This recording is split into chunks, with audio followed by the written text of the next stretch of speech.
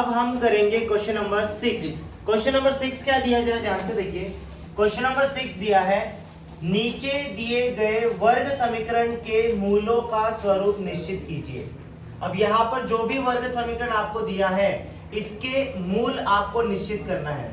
मूल निश्चित करना है मतलब मूलों का स्वरूप बताना है और वो डिपेंड करता है b² - 4ac के मान के ऊपर। ठीक है, याद रखना अगर b² - 4ac का मान बराबर आया 0, अगर b² - 4ac का मान 0 रहेगा तो वर्ग समीकरण के मूल वास्तविक तथा समान होंगे। वास्तविक तथा समान, वास्तविक तथा समान, वास्तविक तथा समान। ठीक है, दूसरी कंडीशन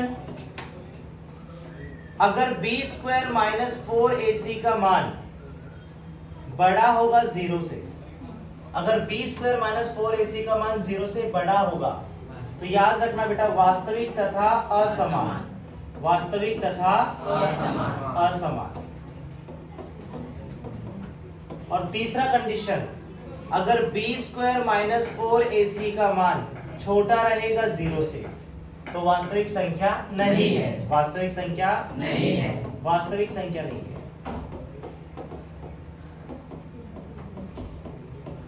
ये 3 कंडीशन याद रखना। समझ में आ रहा है?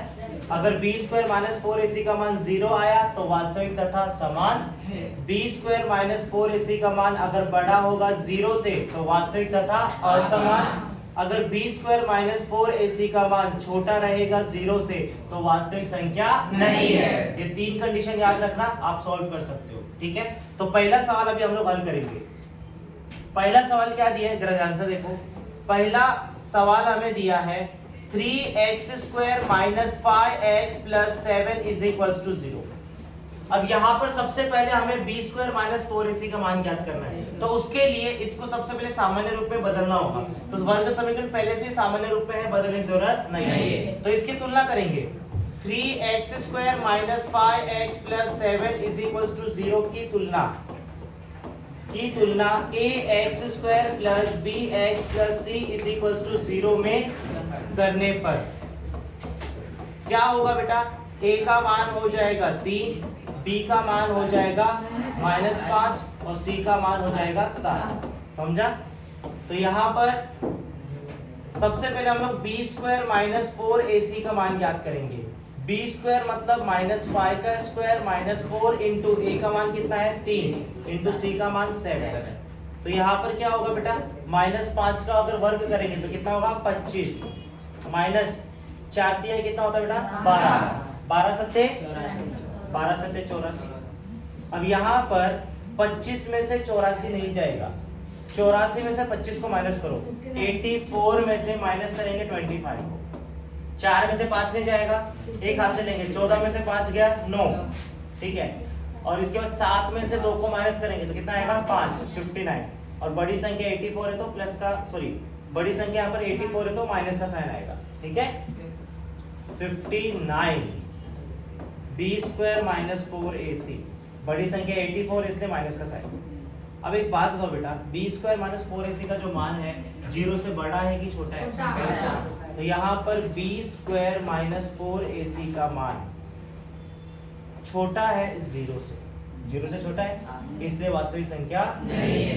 इसीलिए वर्ग समीकरण के मूल वास्तविक संख्या नहीं है, वास्तविक संख्या नहीं है।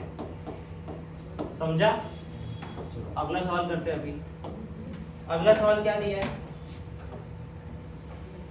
करनी में 3x² प्लस करनी में 2x माइनस 2 करनी में 3 बराबर 0। सबसे पहले इसकी तुलना करेंगे सामान्य रूप के साथ। तो यहाँ पर लिखेंगे करनी में 3x² प्लस करनी में 2x माइनस 2 करनी में 3 बराबर 0 की तुलना किसमें तुलना करेंगे बेटा? ax² plus bx plus c = 0 में करने पर तो यहाँ पर a का मान हो जाएगा करनी में 3, b का मान हो जाएगा करनी में 2 और c का मान हो जाएगा -2 करनी में 3। सबसे पहले हम लोग क्या करेंगे, यहाँ पर b स्क्वायर माइनस 4ac का मान ज्ञात करेंगे। b स्क्वायर मतलब करनी में 2 का स्क्वायर माइनस 4 इंटू a का मान कितना है, करनी में 3 इंटू c का मान कितना है, -2 करनी में 3। तो यहाँ पर करनी में 2 का वर्ग करेंगे तो कितना आएगा, 2 माइनस माइनस क्या हो जाएगा, प्लस। ठीक है, 4 का गुणा 2 के साथ करेंगे, 4 दूनी कितना होता है, 8। करनी में 3 का गुणा करनी में 3 के साथ कितना आएगा, 3। 2 प्लस 8 3 कितना होता है, 24। 24 और 2 कितना होगा, 26। तो b स्क्वायर माइनस 4ac का मान 26 है। 26 है मतलब 0 से बड़ा है। तो यहाँ पर लिखेंगे since b square minus 4ac का मान बड़ा है 0 से, इसलिए वर्ग समीकरण के मूल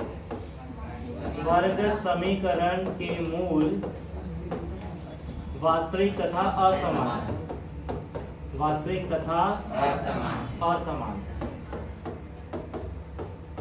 ठीक है, इसके बाद हम लोग करेंगे question number 3।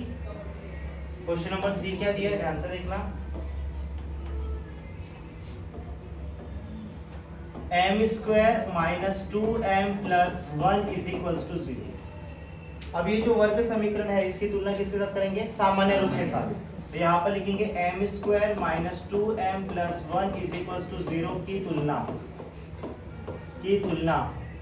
a m square plus b m plus c is equals to 0 में करने पर क्या होगा, a का मान 1, b का मान -2 और c का मान 1। सबसे पहले हम लोग b स्क्वायर माइनस 4ac का मान ज्ञात करेंगे। b स्क्वायर मतलब -2 का square minus 4 into a into c, -2 का वर्ग कितना होता है, 4, माइनस 4 एकम 4, 4 एकम 4, 4 में 4 गया 0। b स्क्वायर माइनस 4ac का मान क्या है बेटा, 0 है। तो वास्तविक तथा समान है। तो इसीलिए वर्ग समीकरण के मूल वास्तविक तथा समान है। ठीक है, फटाफट इसको भी नोट डाउन कर लो। और इसके बाद हम लोग क्या करेंगे बेटा, इसके बाद जो नेक्स्ट लेक्चर होगा उसके अंदर हम लोग क्वेश्चन नंबर 7 कंप्लीट करेंगे। ठीक है, और उसके बाद वर्ड प्रॉब्लम है। तो आई थिंक हमारा 2 से 3 लेक्चर में पूरा कंप्लीट हो जाएगा। ठीक है, टोटल कितने सवाल है इसमें, 15 सवाल है। तो लगभग 3 से 4 लेक्चर में कंप्लीट हो जाएगा ये आपका चैप्टर। ठीक है, तो फटाफट आप इसको नोट डाउन कर लो, जल्दी नोट डाउन कर लो।